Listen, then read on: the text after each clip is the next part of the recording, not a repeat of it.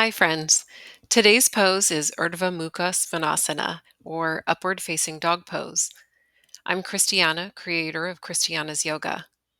I'm trying a voiceover style video today for this tutorial because I've been struggling with audio quality. So let's see how this goes. Starting, of course, with traditional cues first, I'll demonstrate and then I'll offer modifications afterwards to help you find what works best for your body.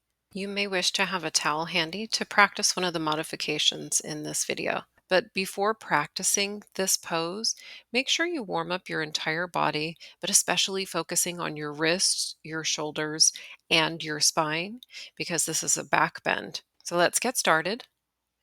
Come to lay flat on your belly. Place your hands by your ribs with your elbows by your sides. The tops of your feet press down into the mat. Engage your legs with a slight hugging of your inner thighs. Then inhale, press into your hands to lift your chest up off of the mat. Straighten your arms, bringing your shoulders over your wrists. Press into your feet to lift your legs and your hips up off of the mat, coming into upward facing dog with only your hands and your feet on the mat. Firmly root into your hands to lengthen up through the crown of your head. Roll your shoulders back and down away from your ears and spread across your chest. Your gaze can be forward or up if that's comfortable for your neck. But keep your legs engaged and then exhale, lower back down to the mat.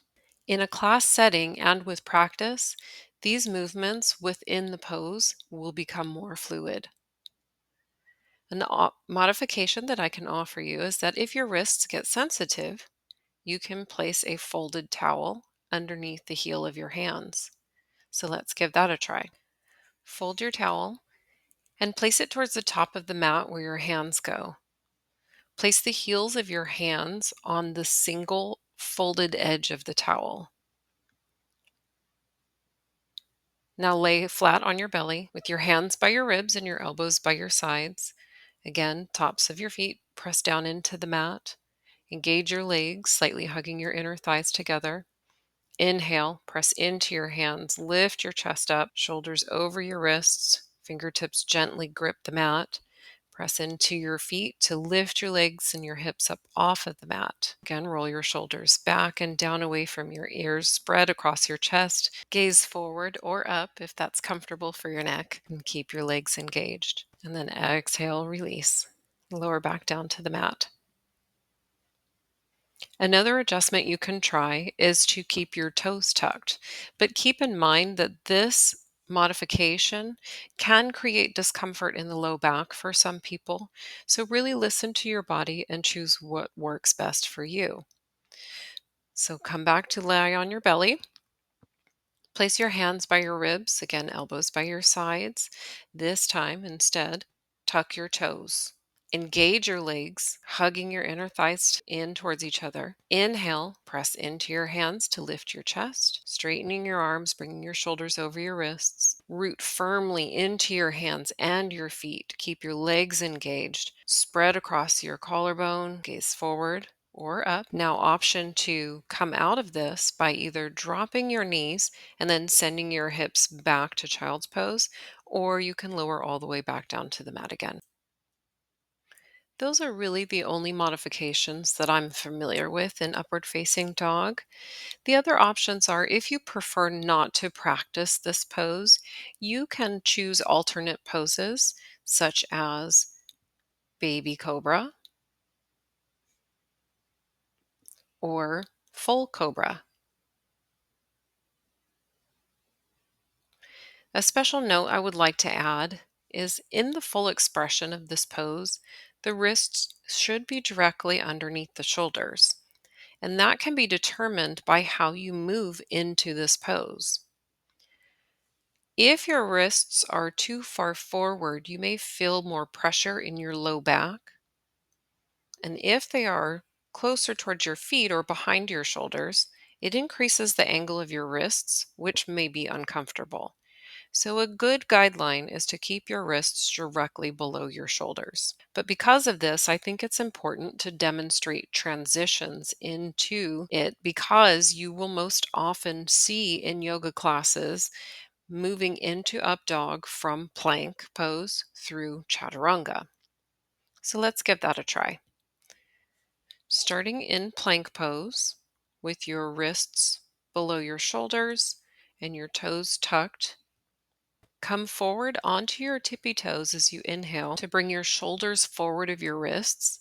Exhale and bend your elbows straight back and lower until your shoulders come in line with your elbows. Inhale, press into your hands to lift your chest up and create that back bend. Straightening your arms, bringing your shoulders over your wrists. There's an additional cue here now to either keep the toes tucked or flip onto the tops of your feet 1 foot at a time. Press into the feet to keep the legs lifted. Roll your shoulders back and down away from your ears. Keep spreading across your chest. Gaze forward or up. Now, option to release all the way to your belly, or this time, pike your hips back and up into downward facing dog and stepping over your toes to get there. Maybe drop your knees here and give your wrists a shake.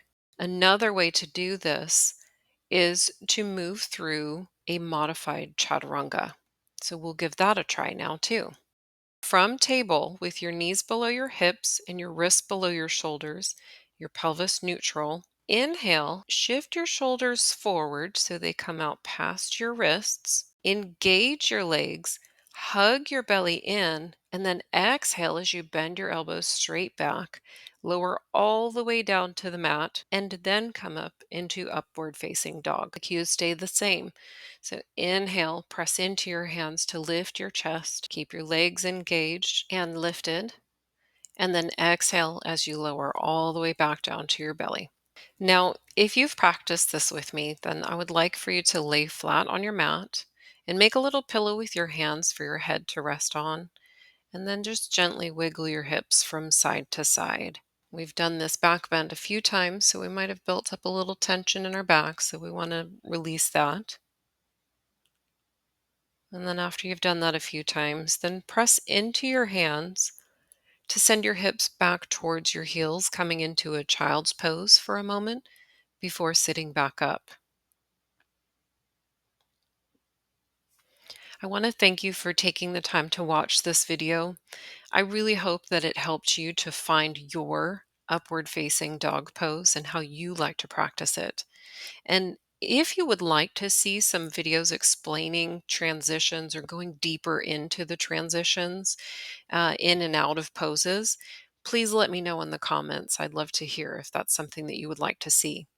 But overall, thank you again. And as always, happy exploring.